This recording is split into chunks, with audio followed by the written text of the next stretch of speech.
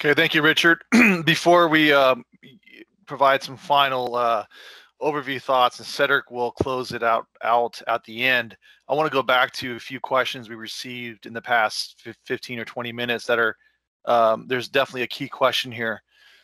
And the key question came from Pete, and I want to make sure everyone is clear about this. It is the first part of the question is, will we get more points for match? And the answer is no. A grant request that will fund the total project can score just as much as a very large match. And I gave an example of a you could have let's say a $1 million grant request, and the total project cost is $1 million. That can score just as high as a $3 million grant request and a $10 million total project. So there's no additional points for a match. Now, the key second part of my answer to Peter's question was about, first of all, Peter asked if per capita funds could be used. Yes, per capita funds can be used for this project. The only catch is if this grant is not awarded, what's going to happen with the per capita funds? What can you complete and open to the public with the per capita grant performance period? Because just like this program has a date when the funds expire, per capita does as well. So you have to have a plan in case this grant is not awarded. Now, using the example of the $10 million total project, the key term for you all to be aware of is committed funds. Committed funds is defined in the back, but it basically means that you have the cash ready, or you have another agreement that is not revocable. So you have another funding source or funding sources that are guaranteed to fund this project. If your project that you apply for will require future fundraising, don't go there. You have to look at your project, like start looking at your project now, and how can you phase your project down, scale your project back to one that can be complete with the grants by itself or the grants plus committed funds.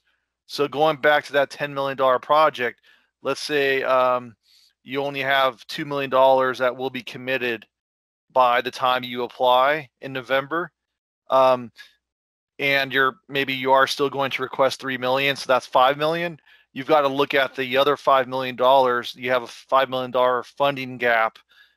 If you cannot get those funds secured, then what can you remove from your project scope to get it down to a $5 million total project, which again is your grants plus committed funds, as long as that phase can be complete and open to the public by March of 2025. Now, if you're building like a swimming pool that will cost $10 million, and obviously you can't phase it, you can't scale it down, it's a $10 million design, there's no flexibility to remove those $5 million of costs, then I'd say you should find a different project site or different project scope for this program. So again, keep in mind, make a strong note that the grant by itself or the grant plus committed funds, and make sure you're clear what committed funds means. Okay, so thanks for that question, Peter. Very good. The second question is from Heather, and she's asking, what is the difference between an easement and an acquisition? So if you're looking at what we see in some remote areas, is there could be like a ranch, and the family wants to basically move that ranch into public trust to preserve the open space area. And so we've seen permanent easements where the family will keep that land in a trust, but there's a permanent easement to the local agency that is allowing for your project to be built and for the public to have access to the property for recreation use in perpetuity, meaning forever. So if you can get a permanent easement that secures your rights to operate and maintain the project site for public recreational use forever, that then can qualify as an acquisition. If it's a agreement that does not give permanent access forever, that does not qualify as an acquisition. And you're looking at item number 3 on the in the site control section. Okay, and that is found on page 46. So non-permanent agreements will be you'll follow the guidance you'll follow the document called lease agreement and turnkey agreements that we covered today, and I'll provide a link to that in a few minutes as well. You'll only use a document I'm about to post called lease agreement and turnkey projects.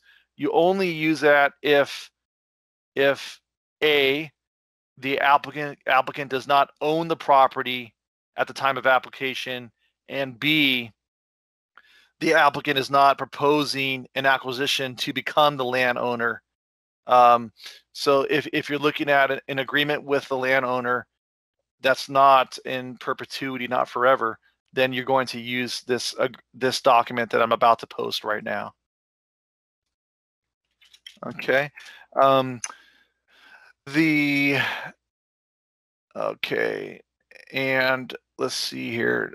Natalie will help you, Don, with your question. Okay, so there's one page we have not yet covered in the application guide.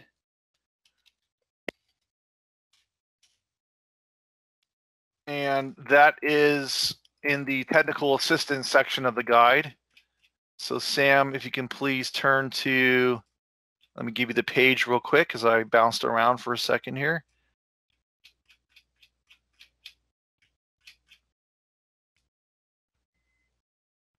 It is on page, I'm sorry, everyone. It is on page 54.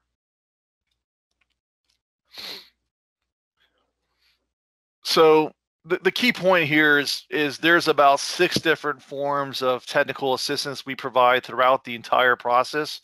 You are in the first phase of technical assistance, which are the application workshops. We love doing these in person, but hopefully you found this helpful today.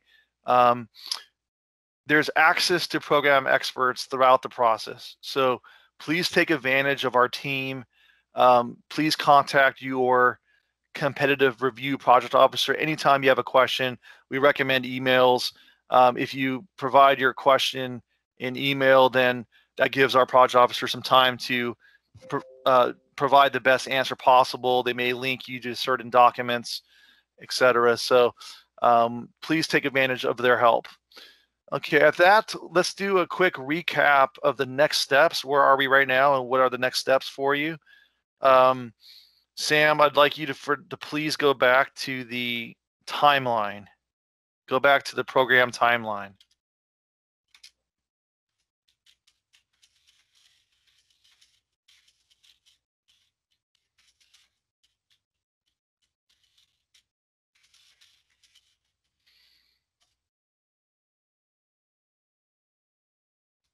Okay.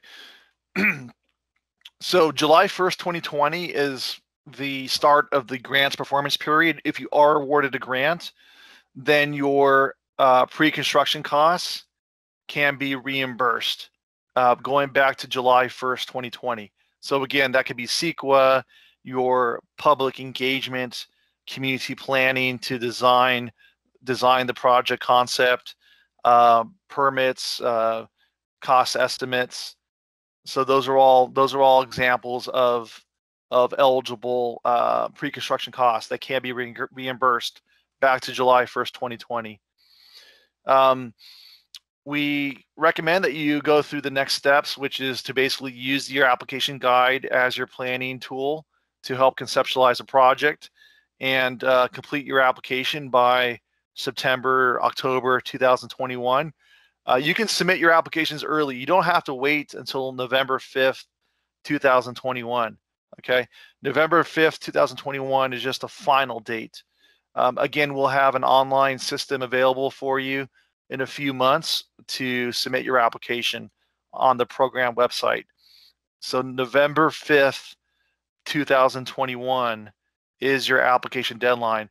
As Cedric mentioned earlier, if you are applying for the statewide park program and your project can qualify for this program based on eligibility, you'll have possibly 2 months to make a few adjustments, which is basically just filling out, a different application form and what have you to apply for this program. So you can basically modify your application slightly and make it work for this program. We've designed this program to make that as efficient as possible for you.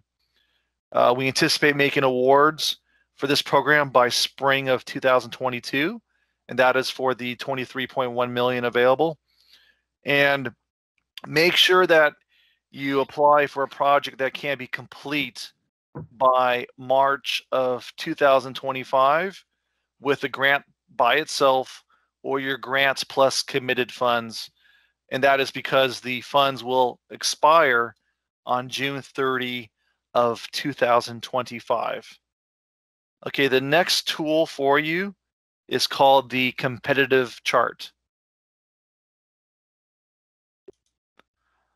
All right, the competitive chart is, again, this is your cheat sheet, okay? Make a note to use this cheat sheet to make sure you are on track. We've organized this from the most fundamental things you should consider, which are items 1 through 6. Again, the overall intent of this program is to improve the community members' health while also attracting out-of-town visitors. So it's residents' health and attract out-of-town visitors. That's item number 6, and it gets more detail from there. On the right-hand side, there's a page citation where more information is available in the application guide. And also on the far right-hand side, you're going to check off yes or no. This is your own tool. We don't need it. But check off yes or no. And if you answer no to yourself, then we really recommend how can you get to yes. If you're not clear how to get to yes, please contact your competitive review project officer and they can help you. The next item, and this is one we haven't talked about yet, and I think you'll like it, is the complete application checklist. All right, so Sam is showing the complete application checklist on your screen. This is, I would recommend this if you want to really make sure you dot your I's and cross your T's at the very end of when you're ready to submit your application. This helps catch some of the more common incomplete items that we find with applications. Our own team will also use this checklist to help make sure the application is complete. And there's also a criteria section right around page 5 or 6, which helps you make sure that you catch some of the real details of this of the application requirements. So this is detailed, but it's just there to help you make sure that you're fully aware and double check your own work to help you make sure your application is complete.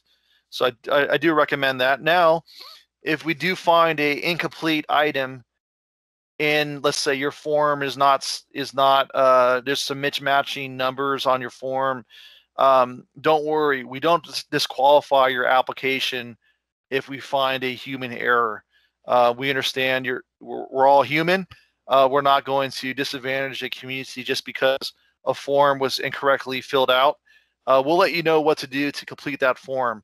The only exception is the project selection criteria section. That's where you score your points. Your criteria response needs to be complete at the time of application. Everything else we can work with you over the next 3 months or so after November 5th of 2021. Okay, and finally, I'm going to post the link to your competitive review project officers one more time. And just want to emphasize, it's a great team, it's a friendly team, and they really do enjoy providing guidance. So please do not be shy. Take advantage of having that team available to help you. All right. So at that, Cedric will provide some final thoughts. We will also email you a survey, and please let us know how the workshop went today. And so that survey is very helpful for us. Thank you very much, and good luck, and take care.